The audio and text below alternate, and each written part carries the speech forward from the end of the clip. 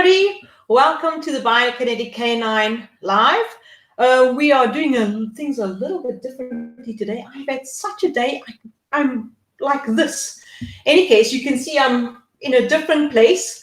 My machine is being repaired and I'm using a different machine, so I don't even know how I'm looking. So if I'm all okay on your side, just let me know. Bob, you're here. Hi, that's awesome. So I'm using a machine that is unfamiliar to me. It's not my home machine. And let me know if this is a better time slot for you guys. So it seems to work all right for me, but let me know if all really you're here. Awesome. So let's get on. I'm going to be talking about today, does your dog have a weak core? And how do you know if he does?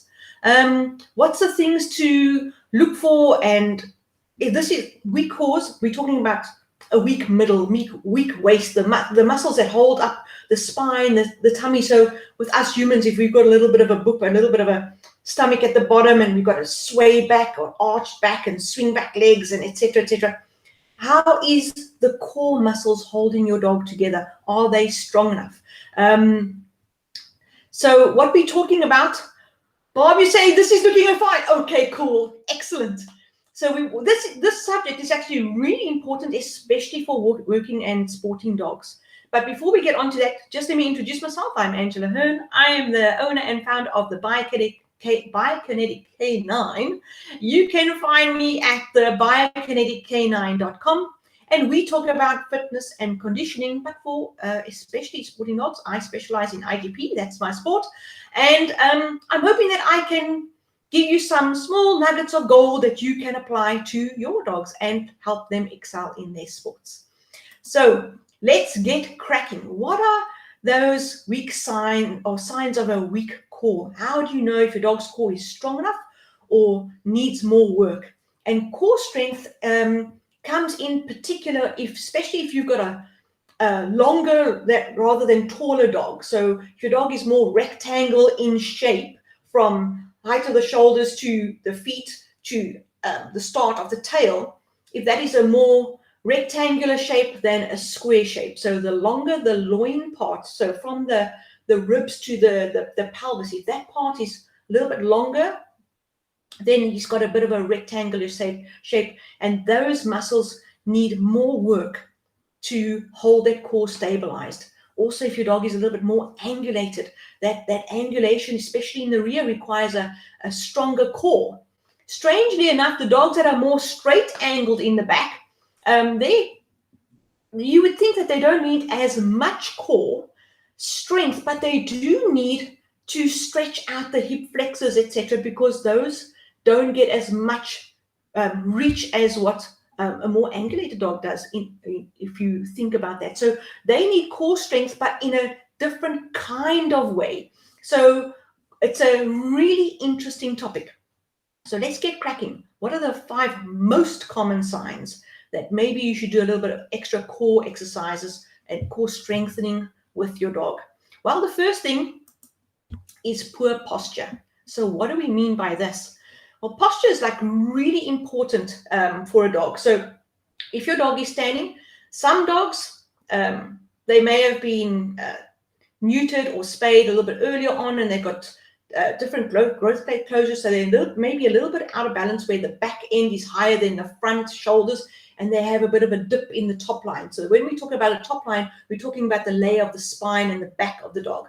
We want that to be nice and straight and nice and firm. So as soon as there's a dip in that top line, then you can really see those core muscles are unable to hold the spine nice and straight. And you'll see this many times, especially if a dog has just had puppies. Just like humans, if we've had children or if the dog's had puppies, all of those muscles are stretched to make space for all the puppies that have grown. And then for the birth, all the ligaments have to become quite lax so the birth canal can open and the birthing process can proceed.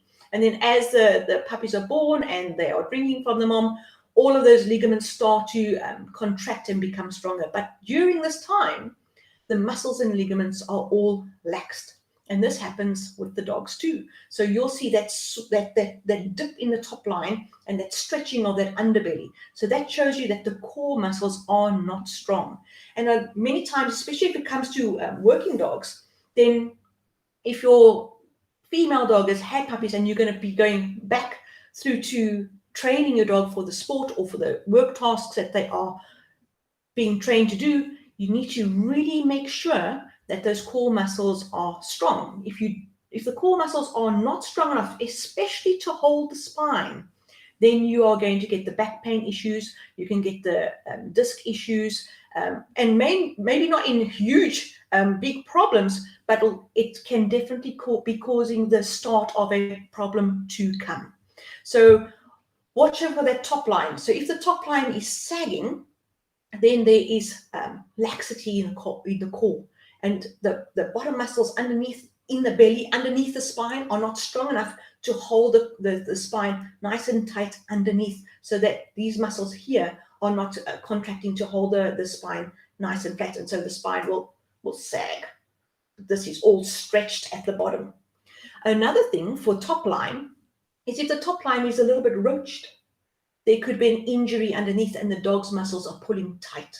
So watch for that hump, that it not as smooth a top line. There's certain dogs, I know your sighthound dogs, they may sometimes have a slight roach above the loins, but not a severe one. But as soon as there's a roach underneath the spine, and you'll see it on the top, there's a bit of a curve, a boomerang shape on top of the back, then just make sure that there's no injury sitting underneath. So you're looking at inside the core, right into the inside of the back legs, where the muscle could be pulled, and it's much easier for the dog to just curve its spine to take the pressure off the stretching of these muscles underneath. So you want to have a nice, neat top line so the dog can stand with its back nice and straight and firm. And the firmness comes from the bottom, and it comes from the top as well. So we're going to look at your posture of your dog. That is one of the telltale signs that if that posture is not right, take a look and just make sure that it's not to say that there's an injury, but if you train that dog really hard and the dog has to do tight, fast turns, etc., there's a really good chance that you can start an injury in your dog. What would be the next telltale sign? We're looking at a poor position. And what I mean by poor position, this is a little bit vague, Angela. So let me explain. This would be where your dog can't hold a stable, balanced stand or sit over time. So we're looking at, can your dog for at least 30 seconds to 1 minute stand in a really strong stacked stand? And when we talk about a stacked stand, we're not talking about show line stacking for certain breeds, but we're talking about a stack where the back legs, the back foot is perpendicular to the ground. So the hock comes perpendicular to the ground, and the front legs, the foreleg is directly underneath the shoulder and is standing at 90 degrees to the ground, that leg. Some dogs have got a pattern that comes down at an angle, but we're talking about the actual forearm is 90 degrees perpendicular to the ground. Then the back hock, that back ankle part, that is 90 degrees to the ground. So here you'll see, as soon as the back leg has to stand quite far back from the dog to get that 90-degree angle, they are much more angulated. But that's why the stacking. If the dog can't stand in that position, and for very angulated dogs, it is difficult, and you have to get them there. So you practice, because for a very angulated dog, for a dog to stand, it is similar to a human doing a plank. So where we sit lying down and we're up on our elbows, and we have to keep our body straight across, and we are lying just on the toes of our feet, but our body is absolutely straight.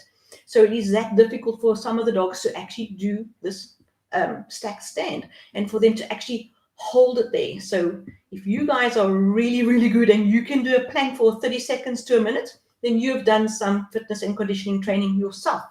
you've done some exercise somewhere. But the average Joe, for them to do a plank for 30 seconds, you'll see their body start to shake, etc. And it is the same difficulty for a dog. So if they are unable to hold that stand, and some dogs you need to get them there to hold that stand, then they have a weaker core. Similarly, if they can't hold a very straight formal sit. So when we're talking about a sit, we're talking the dog is in a nice sit position and the back legs are both pointing forward, the toes pointing forward, nicely tucked underneath the dog. So that means that those inside thigh muscles have to work really hard to keep the legs nice and tight. And you want the back to be absolutely straight as they go into that sit. You don't want to see any curve in the spine around the pelvis. It must be nice and straight as they're sitting. And then the forearms directly underneath the shoulder. So not reaching a little bit forward when they are sitting. So they're not just sitting backwards on their butt, but they're sitting up nice and straight and they're stretching themselves a little bit forward. So for you to do that, it's just the same as if I'm sitting here and I have to sit dead straight and reach up a bit forward. All those muscles along my spine and all the muscles in my front of my tummy here have to hold me absolutely straight. And so it's that ability for your dog to hold that position for 30 seconds to a minute. Then you know if they can't do this easily, or they wiggle and they move. So to wiggle and move is to relax and use new muscles to hold the position. So you want them to hold the position with their muscles. And that takes a lot of effort for many dogs. So if your dog can't do that, then you know something is a little bit weaker or a little bit uncomfortable. Either investigate or start to strengthen those core muscles. Then the fifth telltale sign is the position transitions are difficult. They're not as easy as what they should be. So what does this mean, position transitions? We're talking about when your dog goes from a sit to a down, to a stand, to a down. So when they transition from a sit to a stand. So when they are sitting and they can just walk themselves forward into a stand without moving the front feet, or if they're lying down and they can just get up into a stand without moving any of their feet, can they hold themselves still? So is it easy for them to go from a sit to a down, possibly a kick back down? That takes a lot of core strength.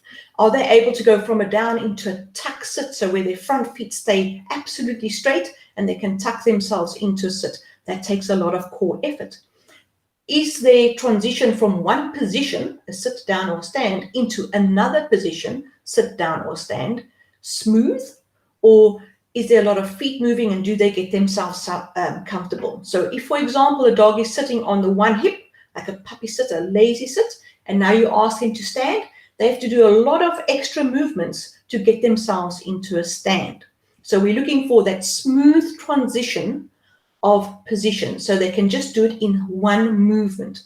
Then they have got some core strength going for them, because it takes a lot of control of the middle for us to do that. Similarly, if I'm sitting down here and I can just get up from my chair without using my hands and get up. For us humans, when we get up from a chair, many times we put our arms on our hands on the arm of the chair and we lift ourselves up. That takes a lot of weight off our legs, and our legs are not working as strongly as they should.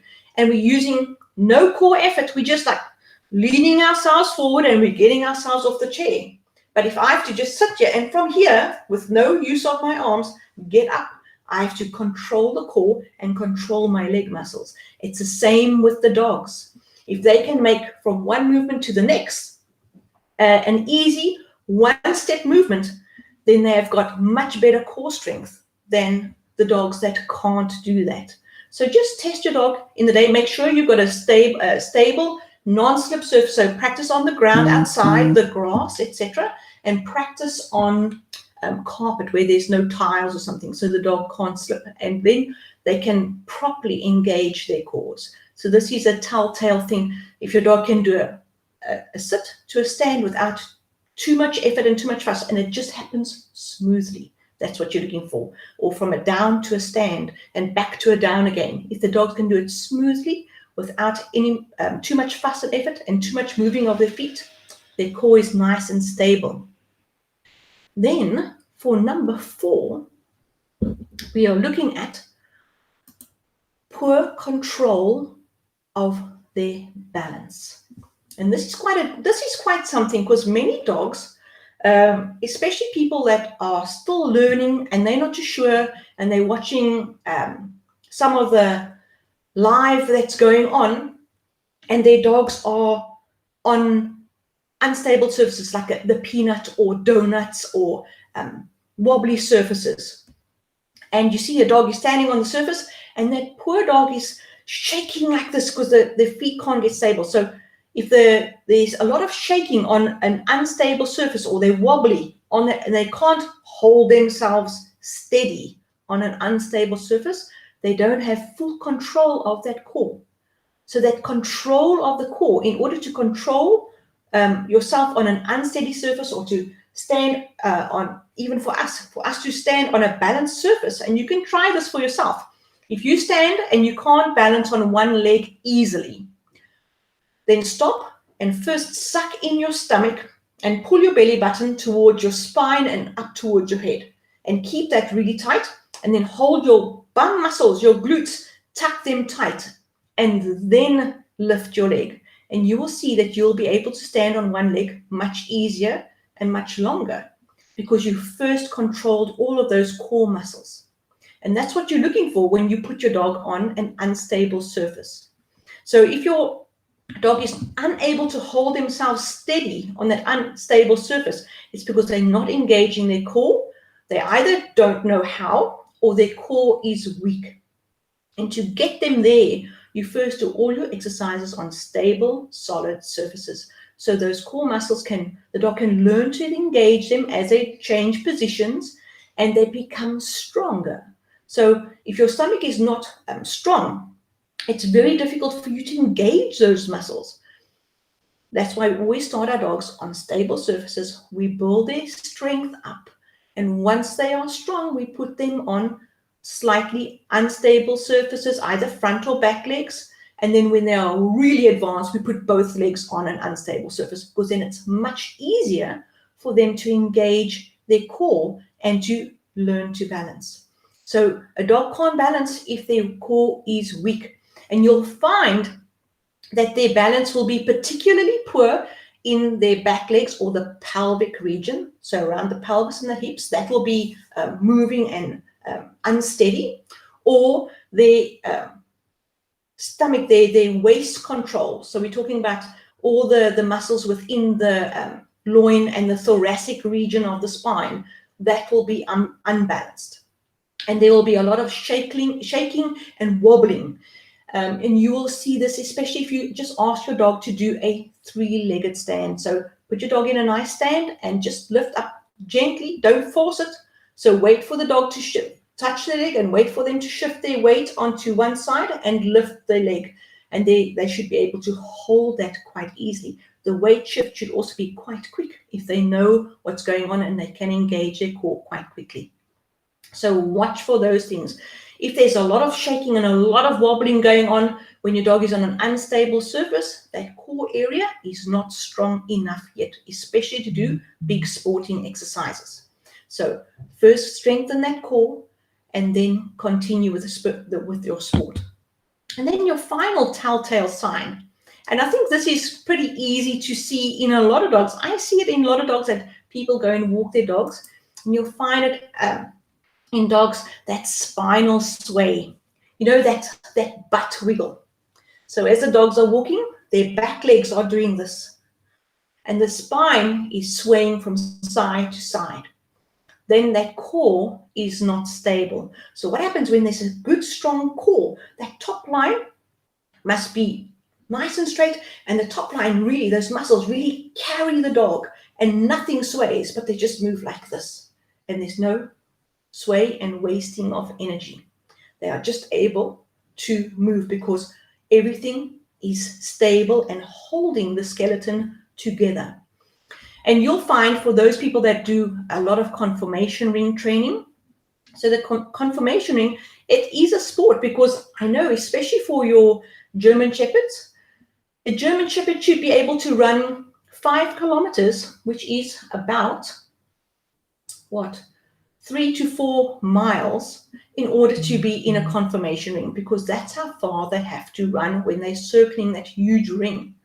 And a lot of judges will ask the top dogs, the top contenders for that first 3-place prizing.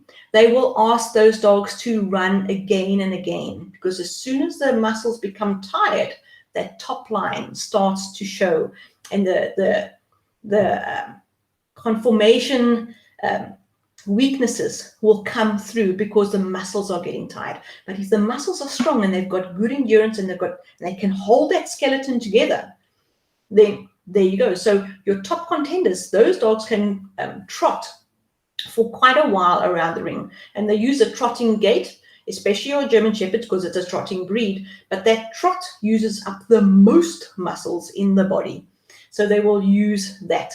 So whenever you are taking your dog for a walk, you find this many times in overweight dogs, or in particular older dogs, because in older dogs, those core muscles, those stabilizer muscles, are the muscles that become weaker first. And you see them when they start walking, they get that butt wiggle and they walk like this. It looks like a lazy walk. It is pretty lazy because the muscles are not engaging. So that excessive spinal sway or spinal extension, because the spine is bending on each side. As if I do this, my spine is really, there's an excessive extension of the spine on the one side each time. So there'll be excessive spinal extension or sway or even rotation as their hips do this. So the spine is doing this as well. In the rear end. So you watch your dog from the back, and if that is a lot of movement in the rear end, then that pelvic, those core muscles are not strong enough. The dangerous part for weaker core, you'll find especially in jumping, because if the core is not strong enough to hold that whole middle of the dog together, there'll be an arch in the back as they jump, because the core is not strong enough to keep that spine nice and straight and strong. And that's where you do damage in the spine, and you'll get some blown discs, or just bulging discs that haven't blown yet, or you'll get rotated discs as well. So it's very important to keep the muscles around the spine from becoming over flexible or extending too much, because that's when you can get some of the disc damage. Those muscles are what keeps that spine together. It's really important in sporting dogs. So in IGP, fighting helpers, doing that 1 meter jump, climbing that 1 meter, a 1.8 meter A-frame, and doing those really tight turns on the retrieve, all require really strong core. Same with the agility dogs. All of those jumps, those tight turns around the courses. Agility, what is happening with those things, with that sport? The courses are becoming tighter. So there's a lot of tight movements required of the dogs, a lot of core control required from the dogs for turning around, going back through jumps, going over the walkway. The dogs need to have really good balance and know exactly where their feet's going. They need good core strength for that. The wiggle sticks, so you need good core strength so that the back legs, the spine doesn't over flex to each side and overextend, and that the back legs are helping to drive the dog through the front shoulders as they go through the wiggle sticks. So when it comes to agility, the courses are much more tighter, and the dogs are being asked to go through the course at a much higher speed. So that tightness and that extra speed places a lot of pressure and a lot of torque on the core and on the spine. So it's even more important that those core muscles are able to hold that spine in place as they keep moving. Similarly with flyball, with the speed that those dogs are going to hit that box, so that the speed is incredible what these dogs do. And then as they hit, it's very important that they can come back really fast. So that really sharp turn, that land and turn puts a lot of pressure on their core. So our sport and our entertainment yes, the dogs need a really strong core, but then also for search and rescue dogs, they also need a very strong core because they have to maneuver and climb various damaged terrain. I know with over here up country where they go, the search and rescue dogs, they've got to go through, wow, real not unstable, but uneven ground covering just to get through the various terrains that are out there.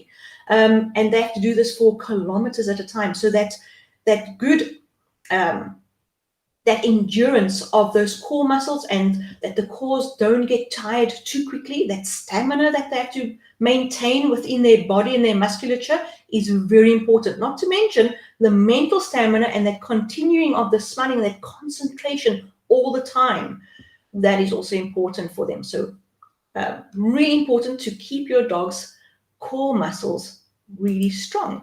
And those are it. So let's just go through them quickly to recap. What must you look for? Look for poor position, that sagging top line or slight roach. You're looking also that that's a poor posture, of course, and then of course your poor position. Can the dog hold that sit or that stand for 30 seconds to 60 seconds? Can they do it? Just remember, some dogs will find this much more difficult than others just because of their structure. So bear this in mind. If you're going to go try these things now at home, guys, if your dog has never done this before, it is a very difficult exercise to do. And if they want to move out of it, just ask them to stand there and see how long they can. Let them move out of it on their own. So that will give you a good gauge. And then, of course, are there position transitions? Are those difficult? Can they do it in one fluid movement or not really? Then you need to look at the core strength.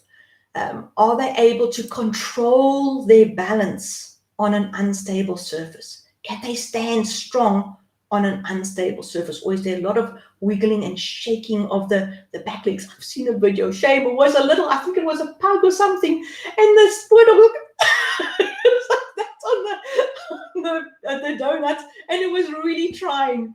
So don't just put your dogs on an unstable surface, because if they slip, they can do themselves some serious damage. And then, of course, we're looking at that spinal sway, that swagger. It's not really cool in a dog. Maybe some person walking down the road and they've got a really cool swagger, maybe. But when it comes to dog, no, it's not cool. You want that dog to look nice and strong, and they are light on their feet when they walk with strong muscles around their core. So I'm hoping that this has helped you for today, that you can have a look at the dog. Make sure that they have got a nice, strong core so that they can do their exercises, their sport with much more efficiency and power and control, because that core, that balances the front half with the back half. That's the bridge for the front and back half of the dog. And many times, especially in IGP, if they're fighting a helper, only the back half is on the ground. So the front half is busy biting the sleeve and holding the helper, but the back half is on the ground, and they need that really strong bridge to make them strong. All right, so thank you so much for watching. I'm so glad you guys did. If you liked it, please give me a thumbs up, or a heart or anything, but not the angry face. Rather let me know, Angela, what's going on. But give me the thumbs up. And I hope to see you. If you like this time slot, we can do it again, especially while I'm in this unfamiliar part.